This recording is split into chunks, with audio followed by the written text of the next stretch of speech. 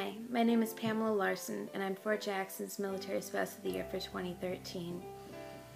Today I'm speaking to you not just as Fort Jackson's missing soldier's spouse from this past October, but also as a regular Army wife. It's true that I'm not an overactive participant in my military community. My husband's unit doesn't even have an FRG for me to be active in. Today, I speak to you on behalf of every spouse living through the unknown world that is supporting a soldier with post-traumatic stress disorder, and in my husband's case, a traumatic brain injury.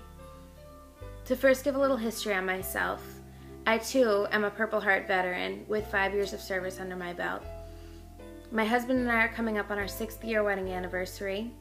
We've had two deployments, married, 1 deployment as a couple, so 3 deployments in total, and we have 2 amazing little boys. Our world used to revolve around our family, but now it revolves around medical treatments and therapy. We've had our fair share of struggles, from my husband's brain injury going untreated for several years, including through 2 different deployments, his crazy man in the woods stunt, as I call it, and his most recent very real suicide attempt, which occurred just this past Thanksgiving. The topic of PTSD, as I've come to find it, is something that most spouses don't talk about, and many even discredit. In my run for Army spouse, I want to set the record straight. PTSD has been around for generations.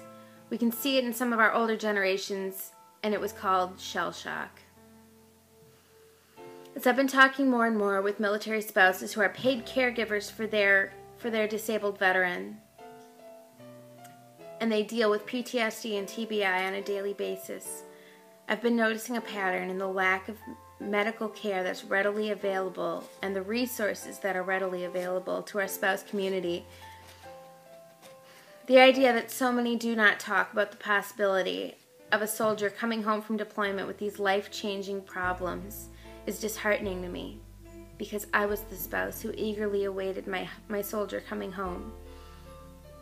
I sat there front and center after a 15-month deployment with my double-decker stroller, anxiously awaiting that man that I gave up my own military career for.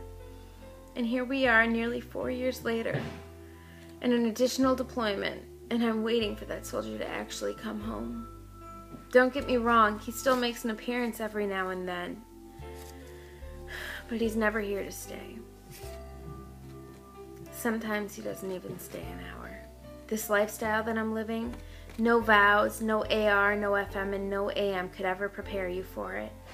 Today, I ask for your vote for Military Spouse of the Year, not as a devoted housewife, but as the dependent of a soldier who actually suffers and is still very much in the fight. Thank you.